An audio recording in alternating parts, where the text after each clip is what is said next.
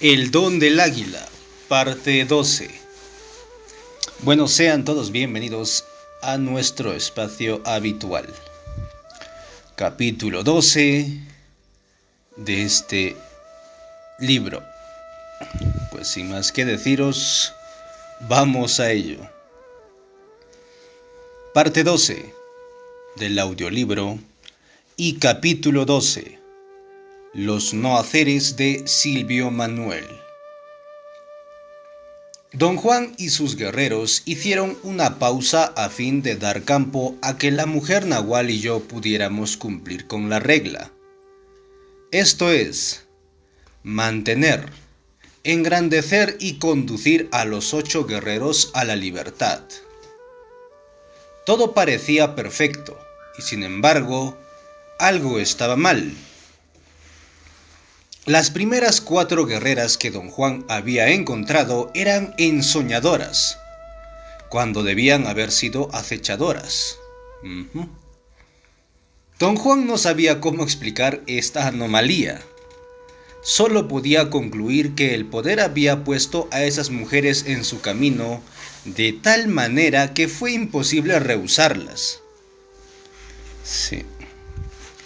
Había otra patente irregularidad que era aún más sorprendente para don Juan y su grupo. 3 de las mujeres y los 3 guerreros no podían entrar en un estado de conciencia acrecentada, a pesar de los esfuerzos titánicos de don Juan. Estaban como atontados, vacilantes. Al parecer no podían romper el sello, la membrana que separa los dos lados. Los apodaban los borrachos, porque se tambaleaban por doquier sin coordinación muscular. Eligio y la gorda eran los únicos que disponían de un grado extraordinario de conciencia, especialmente Eligio, quien se hallaba a la par de la misma gente de don Juan. Las 3 muchachas formaron una unidad inquebrantable. Lo mismo hicieron los 3 hombres. Grupos de 3, cuando la regla prescribe de 4, era algo nefasto. El número 3 es símbolo de dinamismo, cambio, movimiento y sobre todo símbolo de revitalización. La regla ya no servía como mapa, y sin embargo, era inconcebible la posibilidad de un error. Don Juan y sus guerreros arguyeron que el poder no comete errores. Examinaron el asunto como ensoñadores y videntes. Se preguntaron si quizá no se habrían apresurado en exceso y simplemente no habían visto que las 3 mujeres y los 3 hombres eran ineptos.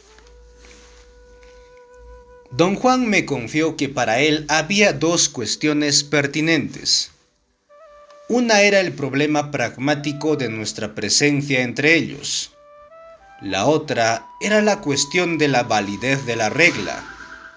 Su benefactor los había guiado a la certeza de que la regla abarca todo lo que concernía a un guerrero. No los había preparado para la eventualidad de que la regla pudiera resultar inaplicable. La gorda decía que las mujeres del grupo de don Juan nunca tuvieron problemas con nosotros. Eran solo los hombres los que no sabían qué hacer. Los hombres hallaban incomprensible e inaceptable que la regla fuera incongruente en nuestro caso. Las mujeres, sin embargo, tenían confianza en que tarde o temprano se aclararía la razón de nuestra presencia entre ellos. Yo mismo había observado cómo las mujeres se mantenían alejadas de la turbulencia emocional, al parecer completamente ajenas en el resultado. Parecían saber, sin ninguna duda, que nuestro caso se hallaba incluido de alguna manera en la regla. Después de todo, definitivamente yo les había ayudado al aceptar mi papel. Gracias a la mujer nahual y a mí, don Juan y su grupo habían completado su ciclo y casi se hallaban libres. Finalmente la respuesta les llegó a través de Silvio Manuel. Él vio que las 3 hermanitas y los 3 genaros no eran ineptos. Más bien se trataba de que yo no era el nahual adecuado para ellos. Yo no podía guiarlos porque tenía una configuración insospechada que no encajaba con el patrón establecido por la regla.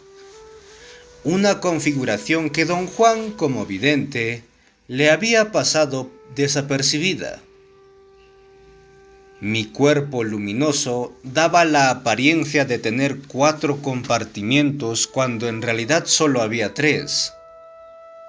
Había otra regla, para lo que llamaban el nahual de 3 puntas. Yo pertenecía a esa regla. Silvio Manuel dijo que yo era como un pájaro incubado por el calor y el cuidado de pájaros de otras especies. Todos ellos aún se hallaban obligados a ayudarme, así como yo mismo estaba obligado a hacer todo por ellos. Pero aún así, todos ellos aún se hallaban obligados a ayudarme, así como yo mismo estaba obligado a hacer todo por ellos. Pero aún así, yo no pertenecía a su grupo. Don Juan asumió toda la responsabilidad, puesto que él me había encontrado. Sin embargo, mi presencia en el grupo obligó a que todos dieran de sí hasta el máximo, buscando 2 cosas: una explicación de qué era lo que yo hacía entre ellos y la solución del problema de qué hacer conmigo. Con gran rapidez, Silvio Manuel encontró los medios por los cuales se podían deshacer de mí. Tomó la dirección del proyecto, pero como no tenía ni la energía ni la paciencia para tratar conmigo, comisionó a don Juan para que hiciera lo necesario en calidad de suplente suyo. La meta de Silvio Manuel consistía en prepararme para el momento en que un mensajero me trajese la regla pertinente al nahual de 3 puntas. Dijo que no le correspondía a él personalmente revelar esa porción de la regla. Yo debía, como todos los demás, esperar a que llegara el momento adecuado. Aún había otro serio problema que añadía más confusión.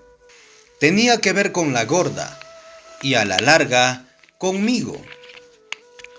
La gorda había sido aceptada en mi grupo como mujer del sur. Don Juan y el resto de sus videntes lo habían confirmado. Parecía hallarse en la misma categoría de Cecilia, Deva, Marta y Teresa. Las similitudes eran innegables. Pero luego la gorda perdió el peso superfluo y adelgazó hasta la mitad de su tamaño anterior.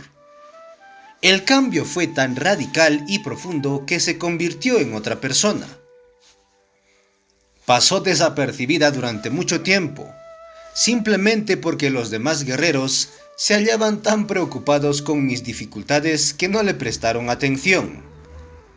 Después, cuando ocurrió su drástico cambio, todos tuvieron que concentrarse en ella y vieron que no era una mujer del sur. Lo abultado de su cuerpo los había hecho verla inadecuadamente. Entonces recordaron que desde el momento en que llegó, la gorda en realidad no podía llevarse bien con Cecilia, Delia y las otras mujeres del sur. Por otra parte, se hallaba fascinada con Nélida y Florinda, porque en realidad siempre había sido como ellas, lo cual significaba que había 2 ensoñadoras del norte en mi grupo, la gorda y Rosa, una estridente discrepancia con la regla. Don Juan y sus guerreros experimentaron una tremenda confusión. Interpretaron todo lo que les ocurría como un augurio, una indicación de que las cosas habían tomado un curso imprevisible, puesto que no podían aceptar la idea de que un error humano supeditara a la regla.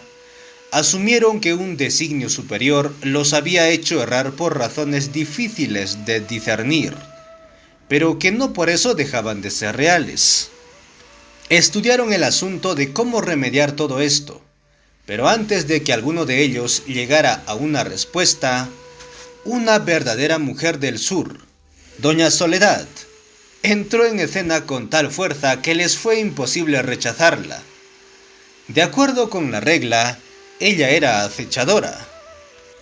Su presencia nos distrajo. Durante un tiempo pareció como si ella fuera a empujarnos hacia otro nivel. Creó un movimiento vigoroso.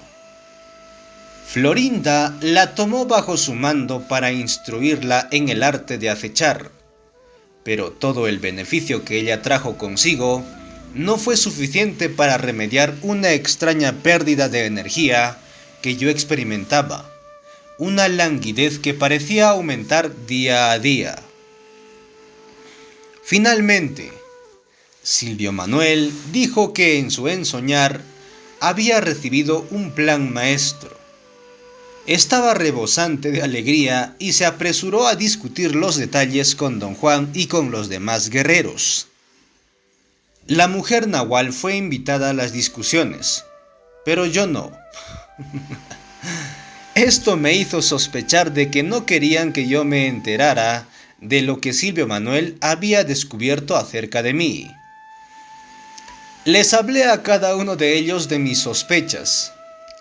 Todos lo negaron y se rieron de mí, salvo la mujer nahual, quien dijo que yo estaba en lo cierto. El ensueño de Silvio Manuel le había revelado la nefasta razón de mi presencia entre ellos. Yo tenía, sin embargo, la obligación de aceptar mi destino, que consistía en no saber la naturaleza de mi tarea hasta el momento en que me hallara listo para saberlo. Habló con tanta seriedad que no tuve más recurso que aceptar sin preguntas todo lo que me decía. Creo que si don Juan o Silvio Manuel me hubieran dicho lo mismo, yo no me habría rendido tan fácilmente.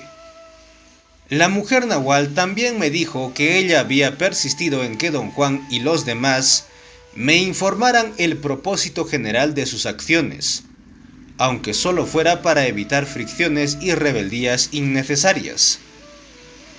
Me dijeron que lo que Silvio Manuel se proponía hacer era prepararme para mi tarea, llevándome directamente a la segunda atención. Para ello planeaba llevar a cabo maniobras que galvanizarían mi conciencia. En presencia de todos los demás, me dijo que estaba tomándome a su cargo y por tanto me llevaría a la zona de su poder. Nos explicó que en sus ensueños se le habían presentado una serie de no haceres, diseñados para un equipo compuesto por la gorda y por mí como actores, y por la mujer nahual como vigilante.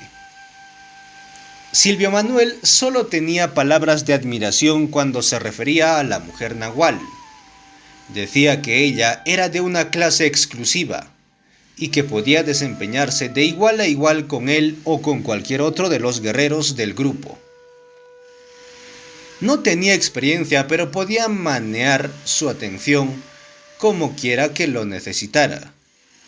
Silvio Manuel me confesó que para él la destreza de la mujer nahual era un misterio tan grande como lo era mi presencia entre ellos, y que la fuerza de la mujer nahual era tan intensa que yo era un principiante junto a ella, a tal extremo que le pidió a la gorda que me auxiliara en especial, para que yo pudiese resistir el contacto de la mujer nahual. Para nuestro primer no hacer, Silvio Manuel construyó una enorme caja de madera donde cabíamos la gorda y yo. Si nos sentábamos espalda contra espalda con las rodillas hacia arriba. La caja tenía una tapa de enrejado para permitir la ventilación. La gorda y yo teníamos que entrar en ella y sentarnos en total oscuridad y silencio, sin quedarnos dormidos. Silvio Manuel empezó dejándonos entrar en la caja por breves periodos. Después los aumentó, conforme nos acostumbrábamos al procedimiento, hasta que pudimos pasar la noche entera dentro de ella sin movernos ni dormitar. La mujer nahual se quedaba con nosotros para asegurarse de que no cambiásemos de niveles de conciencia a causa de la fatiga. Silvio Manuel decía que la tendencia natural, bajo condiciones de esfuerzo y tensión desacostumbrados, es cambiar del estado de conciencia acrecentada al normal y viceversa. El efecto general de este no hacer, cada vez que lo llevábamos a cabo, era una sensación inigualable de tranquilidad, de descanso, lo cual era un completo enigma para mí, ya que jamás nos quedamos dormidos durante esas vigilias de toda la noche. Atribuía esa sensación de tranquilidad al hecho de que nos hallábamos en un estado de conciencia acrecentada, pero Silvio Manuel dijo que una cosa nada tenía que ver con la otra, y que la sensación de descanso se debía a que nos sentábamos con las rodillas arriba. En el segundo no hacer, Silvio Manuel nos hacía tender en el suelo en nuestro lado izquierdo, como perros hechos ovillo, casi en una posición fetal, con las frentes sobre los brazos doblados. Silvio Manuel insistió en que conserváramos los ojos cerrados lo más que pudiéramos, abriéndolos tan solo cuando nos indicaba que cambiáramos de posición y que nos tendiéramos en el lado derecho. Nos explicó que el propósito de este no hacer era separar a nuestro sentido del oído del de la vista. Como antes, Silvio Manuel gradualmente incrementó la duración de las sesiones hasta que pudimos pasar toda la noche en una vigilia auditiva. Silvio Manuel nos dijo que estábamos para entonces listos para entrar a otra área de actividad. Nos explicó que en los dos primeros no haceres habíamos roto cierta barrera perceptual mientras estábamos pegados al suelo. A manera de analogía, comparaba a los seres humanos como árboles. Somos árboles móviles. De alguna manera, nos hallamos arraigados a la tierra. Nuestras raíces son transportables, pero eso no nos libera del suelo. Dijo que para establecer el equilibrio, teníamos que llevar a cabo el tercer no hacer, suspendidos en el aire. Si lográbamos canalizar nuestro intento mientras permanecíamos colgados de un árbol dentro de un arnés de cuero, podríamos hacer un triángulo con nuestro intento. La base de este triángulo se hallaba en el suelo y el vértice en el aire. Silvio Manuel creía que con los dos primeros no haceres habíamos almacenado nuestra atención a tal punto que podríamos ejecutar el tercero perfectamente desde el comienzo. Una noche, Silvio Manuel nos puso a la gorda y a mí en dos arneses separados que eran como sillas de correas. Nos sentamos en ellos y él nos suspendió con una polea hasta la rama más alta y gruesa del árbol. Quería que prestáramos atención a la conciencia del árbol, que según él nos daría señales, ya que éramos sus huéspedes. Hizo que la mujer nahual se quedara en el suelo y nos llamara en voz alta, una y otra vez durante toda la noche. Mientras nos hallábamos suspendidos del árbol, en las innumerables veces en que llevamos a cabo este no hacer, experimentábamos un glorioso diluvio de sensaciones físicas, como tibias cargas de impulsos eléctricos. Durante los 3 primeros de los 4 intentos que realizáramos, era como si el árbol protestara por nuestra intrusión. Después de eso, los impulsos se convirtieron en señales de paz y equilibrio. Silvio Manuel nos dijo que la conciencia de un árbol atrae su alimento de las profundidades de la tierra. En tanto, la conciencia de las criaturas móviles la atrae de la superficie. No hay sensación de contienda o rivalidad en un árbol, mientras que en los seres móviles esa sensación los llena por completo. Silvio Manuel planteaba que la percepción sufre una profunda sacudida cuando nos colocamos en estados de quietud en la oscuridad. Nuestros oídos toman entonces la delantera y pueden percibirse las señales de todas las entidades vivientes y existentes en torno a nosotros, no solo con los oídos, sino con una combinación de los sentidos auditivo y visual en ese orden.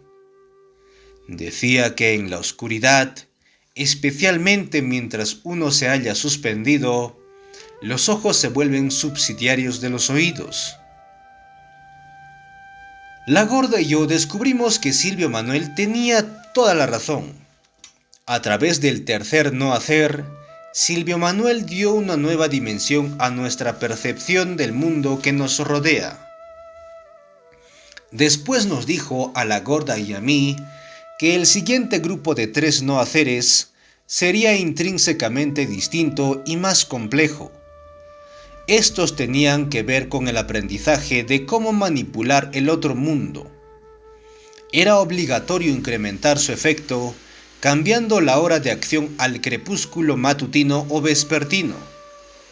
Nos dijo que el primer no hacer del segundo grupo tenía 2 fases. En la primera debíamos llegar al más profundo estado de conciencia acrecentada a fin de percibir la pared de niebla. Una vez que esto se lograba, la segunda fase consistía en hacer que la pared dejara de girar para así poder uno aventurarse en el mundo que se hallaba entre las líneas paralelas. Nos advirtió que su meta era colocarnos directamente en la segunda atención sin ninguna preparación intelectual. Quería que aprendiéramos lo sutil y compleja que es, sin comprender racionalmente lo que estaba haciendo. Su tema era que un venado mágico o un coyote mágico maneja la segunda atención sin intelecto.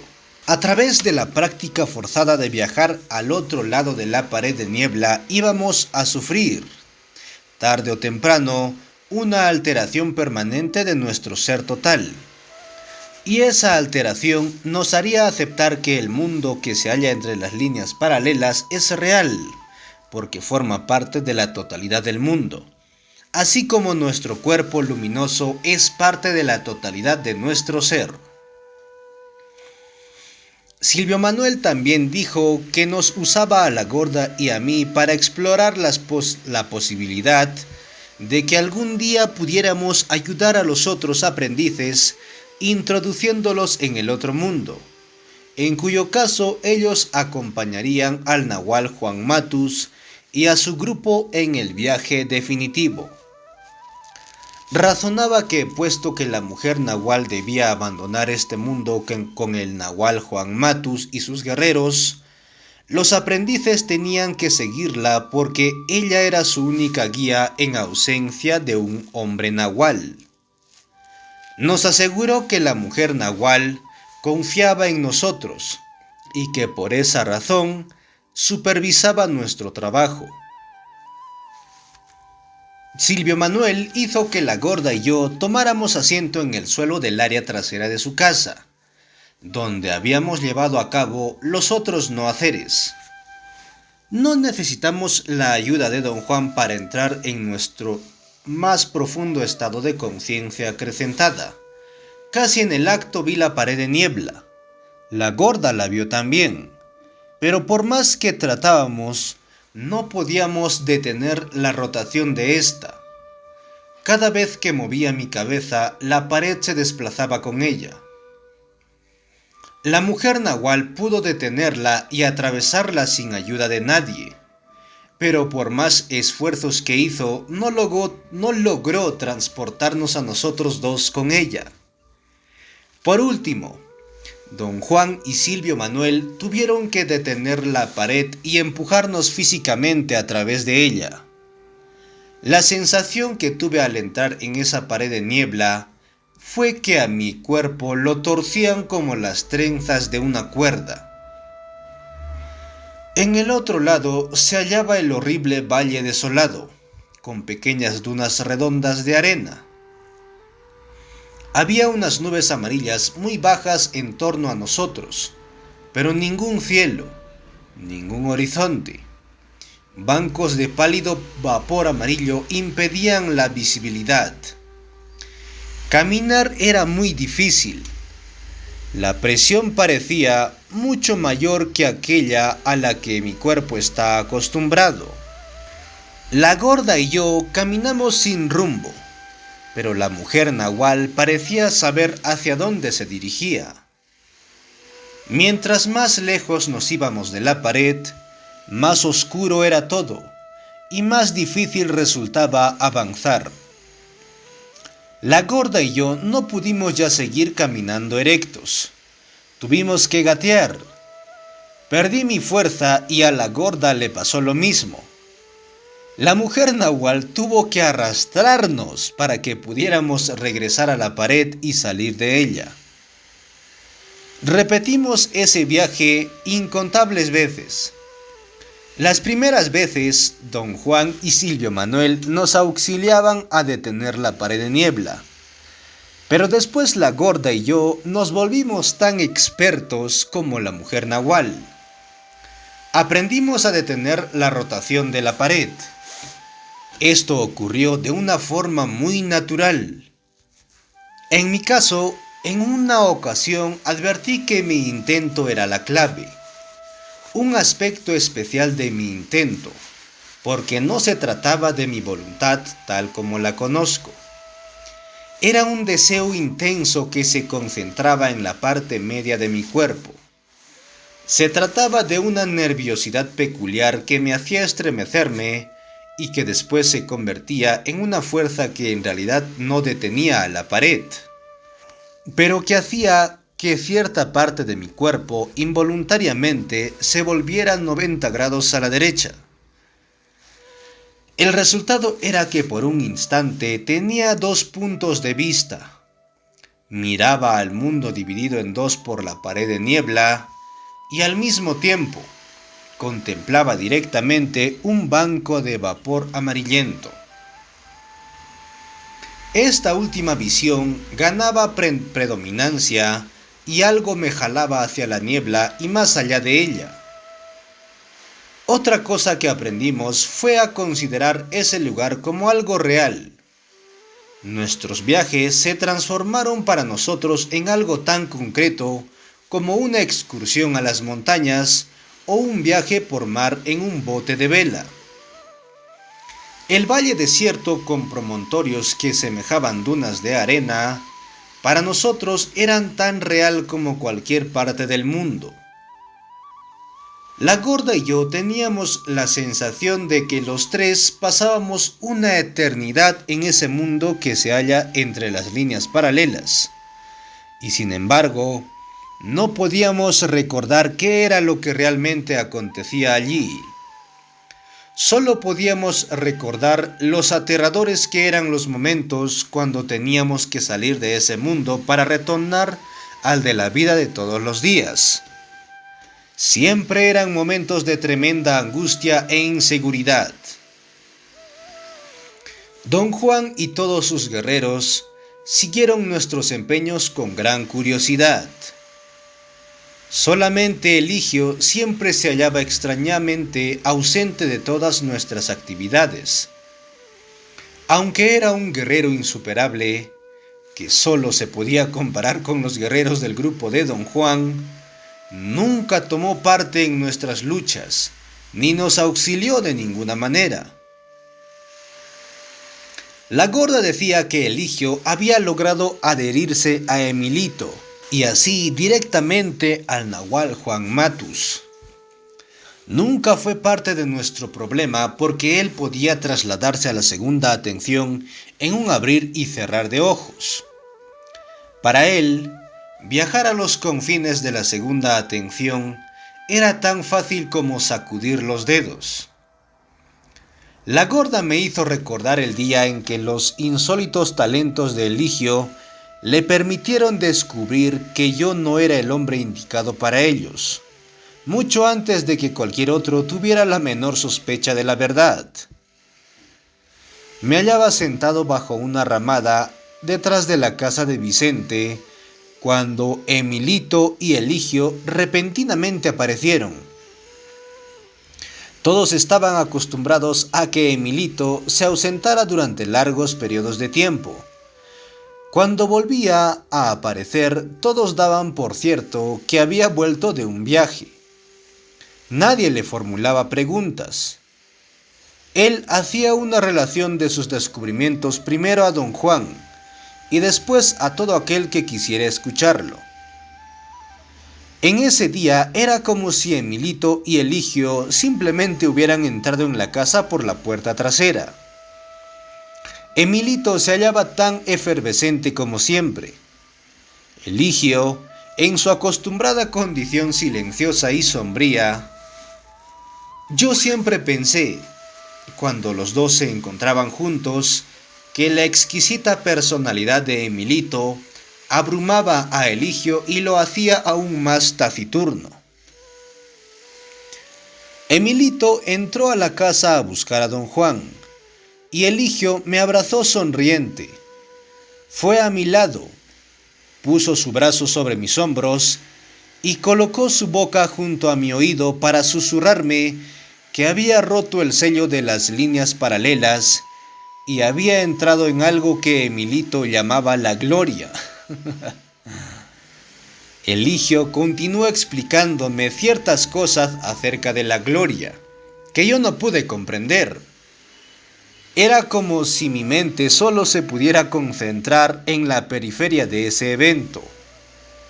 Después de explicármelo, Eligio me tomó de la mano y me hizo ponerme en pie a la mitad del patio, mirando al cielo con mi barbilla levemente alzada.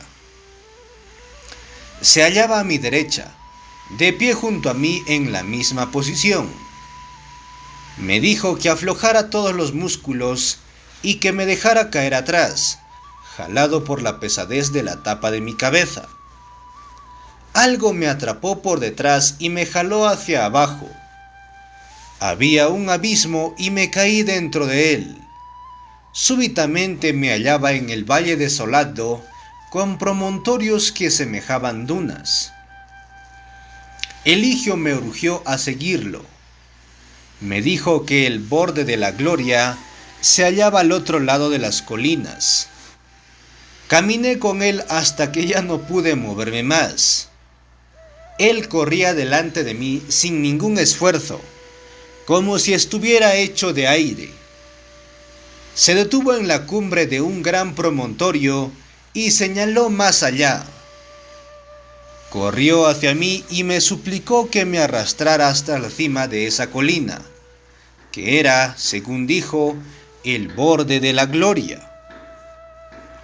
La colina se hallaba quizás a solo 30 metros de mí, pero ya no pude moverme un centímetro más. Trató de arrastrarme, no pudo hacerlo. Mi peso parecía haber aumentado 100 veces. Finalmente, Eligio tuvo que traer a don Juan y su grupo. Cecilia me alzó en sus hombros y me llevó de regreso. La gorda añadió que Emilito había mandado a Eligio que hiciera todo eso.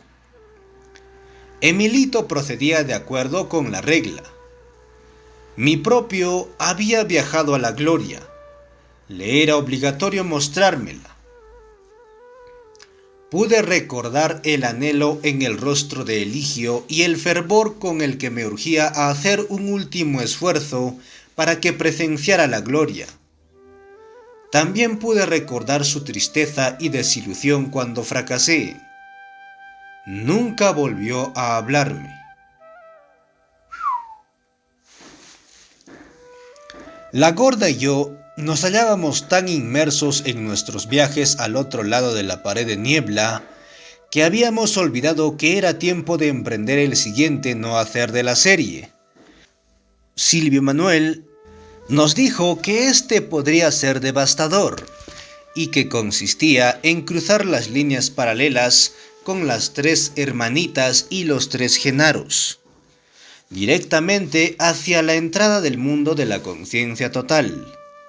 No incluyó a Doña Soledad porque sus no haceres eran solo para ensoñadores y ella era acechadora. Silvio Manuel agregó que su interés era que nosotros nos fuéramos acostumbrando a la tercera atención, colocándonos al pie del águila una y otra vez. Nos preparó para esa sacudida. Nos explicó que los viajes de un guerrero hacia las desoladas dunas de arena es un paso preparatorio para el verdadero cruce de linderos. Aventurarse tras la pared de niebla cuando uno se halla en un estado de conciencia acrecentada o cuando se está ensoñando, emplea solamente una pequeña porción de nuestra conciencia total, en tanto que cruzar corporalmente al otro mundo emplea la totalidad de nuestro ser. Silvio Manuel había concebido la idea de usar el puente como símbolo del verdadero cruce. Razonó que el puente era adyacente a un sitio de poder, y los sitios de poder son grietas, pasajes hacia el otro mundo. Creía que era posible que la gorda y yo hubiéramos adquirido la fuerza suficiente para resistir un vislumbre del águila. Anunció que era mi deber personal acorralar a las 3 mujeres y a los 3 hombres y ayudarlos a entrar al nivel más profundo de conciencia acrecentada. Era lo menos que yo podía hacer por ellos, puesto que quizás yo había sido el instrumento que destruiría sus posibilidades de libertad. ¡Ah, su madre! Movió nuestro periodo de acción a la hora justa antes del alba. Obedientemente traté de hacerlos desplazar su conciencia, como don Juan había hecho conmigo, puesto que yo no tenía la menor idea de cómo manejar sus cuerpos o qué hacer con ellos. Acabé golpeándolos en la espalda. Después de varios truculentos intentos, don Juan intervino finalmente. Los alistó lo mejor que pudo y me los pasó a que los empujara como una manada de ganado en el puente. Mi tarea consistía en llevarlos uno a uno al otro lado del puente. El sitio de poder se hallaba en el lado sur, lo cual era un augurio muy favorable. Silvio Manuel planeó cruzar el primero, esperarme a que se los llevara y después conducirnos como grupo hacia lo desconocido. Silvio Manuel cruzó el puente seguido por Eligio, quien ni siquiera me miró. Junté a los 6 aprendices en un grupo compacto en el lado del norte del puente. Todos estaban aterrorizados. Se desprendieron de mí y empezaron a correr en distintas direcciones. Atrapé a las mujeres una a una y logré entregárselas a Silvio Manuel. Él las detuvo en la entrada de la hendidura entre los mundos. Los 3 hombres fueron demasiado rápidos para mí. Estaba muy cansado para perseguirlos. Miré a don Juan al otro lado del puente en busca de guía. Él y el resto de sus guerreros y la mujer nahual formaban un grupo compacto y me instaban con gestos a que corriera tras las mujeres y los hombres, riendo de mis torpes intentos. Don Juan hizo un gesto con la cabeza para indicarme que no hiciera caso de los 3 hombres y cruzara con la gorda hacia Silvio Manuel. Cruzamos. Silvio Manuel y Eligio parecían sostener los lados de una grieta vertical del tamaño de un hombre. Las mujeres corrieron y se ocultaron tras la gorda. Silvio Manuel nos urgió a todos a que entráramos por la apertura. Lo obedecí, las mujeres no. Más allá de la entrada no había nada, y sin embargo, ésta se hallaba repleta hasta los bordes de algo que no era nada. Mis ojos estaban abiertos, todos mis sentidos se hallaban alertas. Me esforcé tratando de ver enfrente de mí, pero no había nada frente a mí. O si había algo allí, yo no podía comprender lo que era. Mis sentidos no estaban divididos en los compartimientos que les dan significado.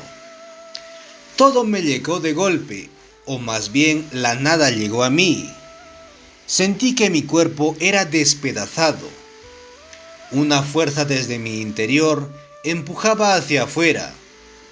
Yo me hallaba explotando y no de una manera figurada.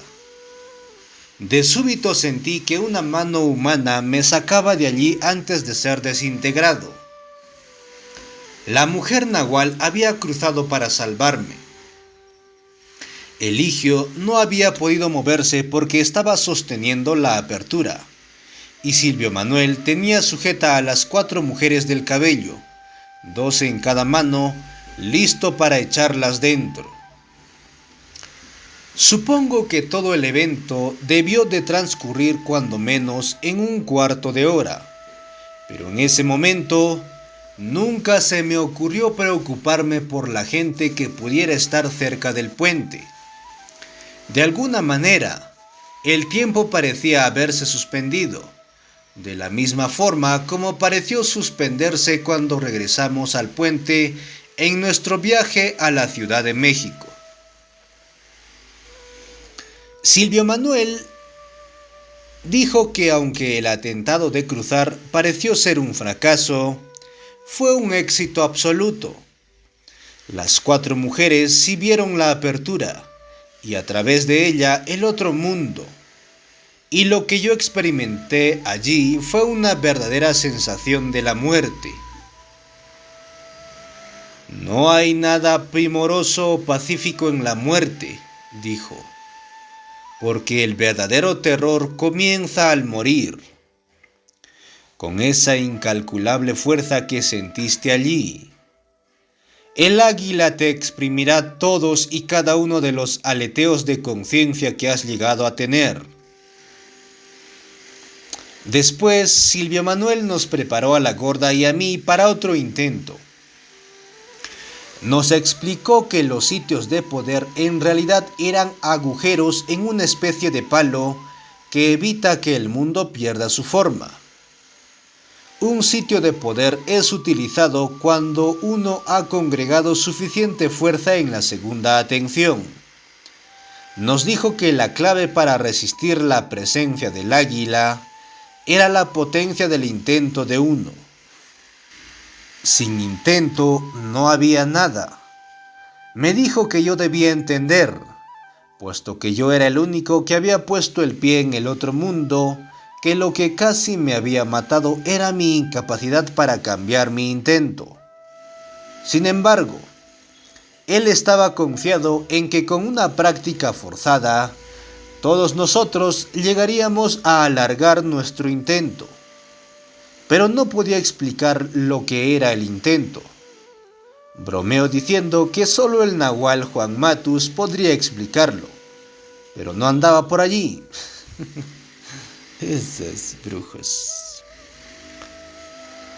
Por desgracia, el siguiente cruce no tuvo lugar, pues yo agoté mi energía. Fue una rápida y devastadora pérdida de vitalidad. De repente me encontré tan débil que me desmayé en casa de Silvio Manuel. Le pregunté a la gorda si acaso ella sabía lo que me ocurrió después. Yo no tenía idea. La gorda dijo que Silvio Manuel le dijo a todos que el águila me había echado del grupo y que finalmente me hallaba listo para que ellos me prepararan a llevar a cabo los designios de mi destino. Su plan era llevarme al mundo que se halla entre las líneas paralelas mientras yo estuviera sin sentido y dejar que ese mundo me extrajera toda la energía restante e inútil de mi cuerpo. Su idea era correcta a juicio de todos sus compañeros, ya que la regla indica que solo se puede entrar allí consciente de uno mismo. Entrar sin conciencia trae la muerte, puesto que sin ella la fuerza se agota a causa de la presión física de ese mundo. La gorda añadió que a ella no la llevaron conmigo, pero el nahual Juan Matus le había contado que al momento que me hallé vacío de energía vital, prácticamente muerto, todos ellos se turnaron a soplar nueva energía a mi cuerpo. En ese mundo, cualquiera que tiene fuerza puede dársela a los otros soplándosela. Siguiendo la regla, me dieron su aliento en todos los lugares donde hay un punto de almacenamiento. Silvio Manuel sopló primero, después la mujer nahual. El resto de mí fue compuesto por todos los miembros del grupo del nahual Juan Matus. Después de que todos me soplaron su energía, la mujer nahual me sacó de la niebla en casa de Silvio Manuel. Me tendió en el suelo con la cabeza hacia el sur. La gorda me dijo que yo parecía estar muerto. Ella y los genaros y las 3 hermanitas estaban allí. La mujer nahual les explicó que yo estaba enfermo, pero que algún día regresaría para ayudarles a encontrar la libertad, porque yo mismo no podría ser libre hasta que ellos lo hicieran. Silvio Manuel luego me dio su aliento y me hizo resucitar. Por esa razón, las hermanitas y ella recordaban que él era mi amo. Silvio Manuel me llevó a mi cama y me dejó dormido como si nada hubiera pasado. Después de que desperté me fui y no regresé. Y luego la gorda olvidó todo porque ya nadie la volvió a empujar al lado izquierdo. Se fue a vivir al pueblo donde más tarde la encontré con los demás. El nahual Juan Matus y Genaro establecieron 2 casas diferentes. Genaro se encargó de los hombres. El nahual Juan Matus cuidó a las mujeres. Todo lo que yo recordaba era el haberme sentido deprimido y débil. Luego perdí el conocimiento y cuando desperté me hallaba en perfecto control de mí mismo, efervescente, lleno de una energía extraordinaria y desacostumbrada. Mi bienestar se acabó en el momento que don Juan me dijo que tenía que dejar a la mujer nahual y a la gorda y buscar yo solo el perfeccionamiento de mi atención, hasta el día en que pudiera regresar a ayudar a todos los aprendices. También me dijo que ni me impacientara ni me desalentara, pues el portador o la portadora de la regla se me haría presente a su debido tiempo para así revelarme mi verdadera misión. Después ya no fui a ver a don Juan durante un largo tiempo. Cuando volví, él continuó haciéndome cambiar de la conciencia del lado derecho a la del lado izquierdo con 2 fines. Primero, para que yo pudiera continuar mi relación con sus guerreros y con la mujer nahual. Y segundo, para que él pudiera ponerme bajo el directo tutelaje de Zuleika. Me dijo que, de acuerdo con el plan maestro de Silvio Manuel, había 2 tipos de instrucción para mí, uno para el lado derecho y el otro para el izquierdo. La instrucción del lado derecho pertenecía al estado de conciencia normal y su fin era conducirme a la convicción racional de que hay otro tipo de conciencia oculta en los seres humanos. Don Juan se hallaba a cargo de esta instrucción. La del lado izquierdo había sido asignada a Zuleika. Estaba relacionada con el estado de conciencia acrecentada y tenía que ver exclusivamente con el manejo de la segunda atención a través del ensueño. De esa manera, cada vez que iba a México, pasaba la mitad del tiempo con Zuleika y la otra mitad con don Juan. Fin del capítulo 12. Los no haceres de Silvio Manuel. Bueno, gracias por escucharnos y acompañarnos en estos espacios. Nos volveremos a encontrar en una próxima entrega. Saludos a la distancia y adiós.